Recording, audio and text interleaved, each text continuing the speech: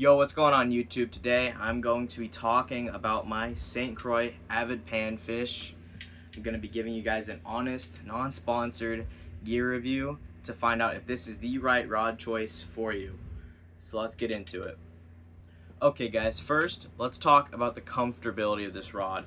This is probably my favorite rod out of all of these just to hold if you ignore everything else. Just the cork fits perfectly with how I hold it. I usually go 4 in front or 1 behind, and it's comfortable both ways. So if that's something you're into, it would definitely be worth it.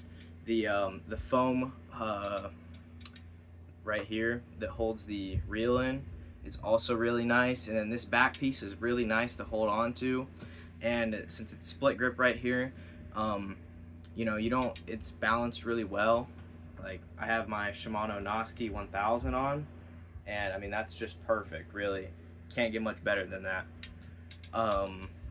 The colors, it's gray with a little bit of blue for the logo and a little bit of black around the eyelets.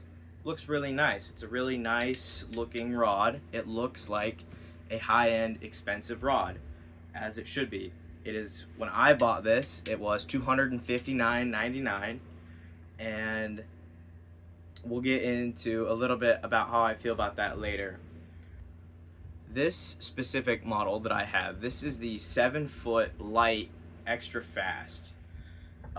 It is rated for 2 to 6 pound line with 1/16 to 3/16 ounce lure rating, and I feel like that's a pretty accurate lure rating based on all the other rods. I feel like it's exactly where it should be. It's not too heavy, it's not too light. It casts, single split shot down to live bait really well, or any inline spinner or tiny Ned rig that you might want to throw for panfish or trout or anything like that. Performs really well. Except I do have one gripe that I've recently found out, which is kind of making me make this video, just in case any of you were maybe thinking about getting this rod and didn't know this.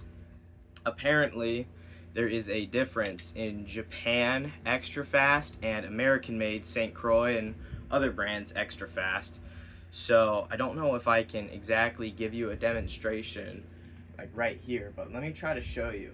If you take the Avid Panfish, this is the Daiwa Tatula XT. This is a Japan-made rod. You can really see I'm pulling with the same amount of force, and you can really see the difference in the bending. This is what I would expect a extra fast rod to perform like.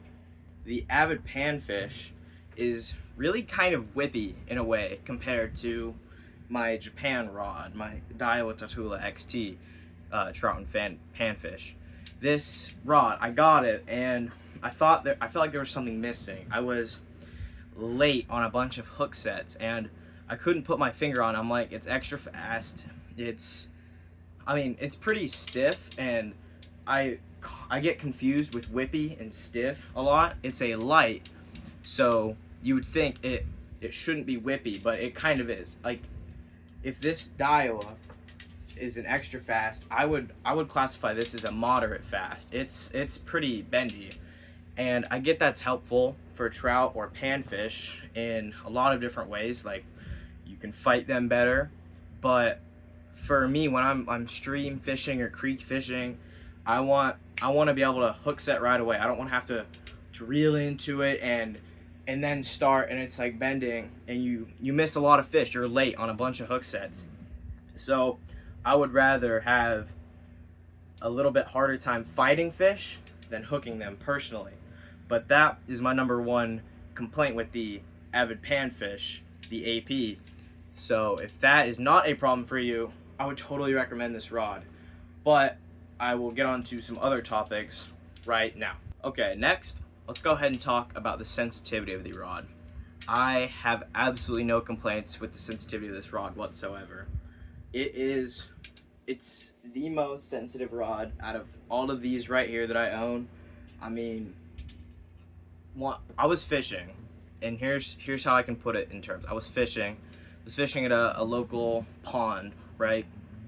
And I felt like I kept getting solid bites, like a bass was just coming and hammering my my worm that I was throwing on this rod, right?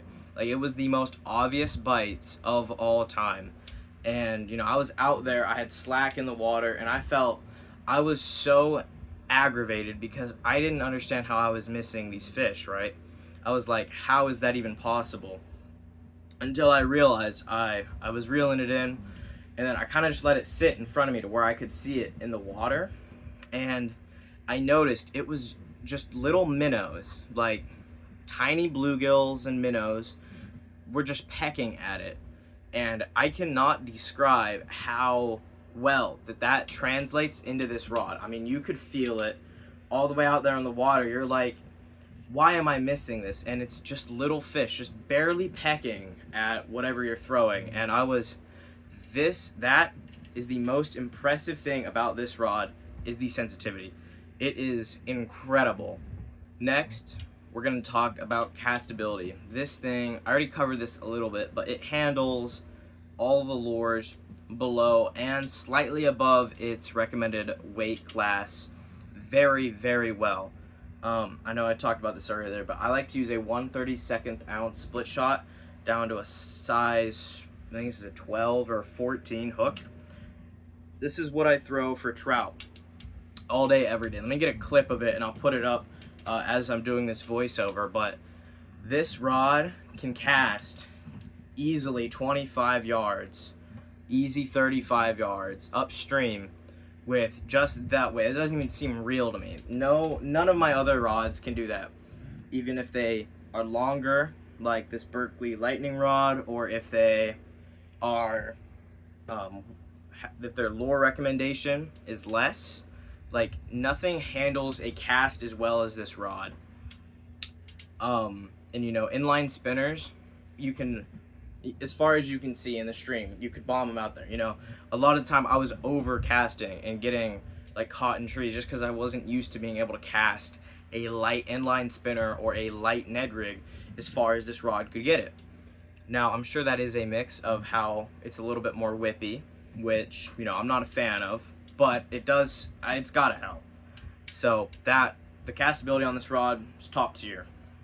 Next, we can talk about some line recommendations. I just have 4-pound fluorocarbon on, and it's great.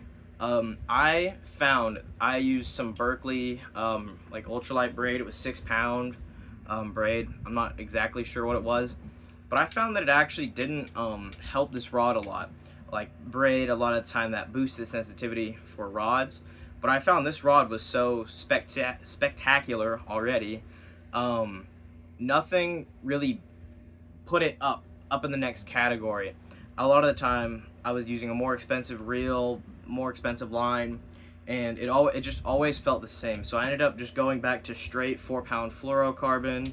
You know, you don't got to worry about tying any line to line knots on the water. That can be really annoying, and it didn't really help out. So if you were to get this rod, I would just recommend straight mono or fluoro.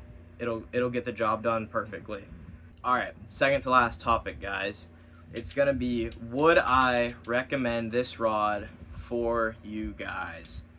Now, it is one of the most expensive rods I own. I know to a lot of people, you know, 250 to 300, that's just average. That's not even that high. That's not even a Shimano X-Bride. But this rod, it doesn't necessarily stand out to me. Even though I just complimented it a bunch, it's not like, for the price, I don't know if it's worth it. Now, that could just be me.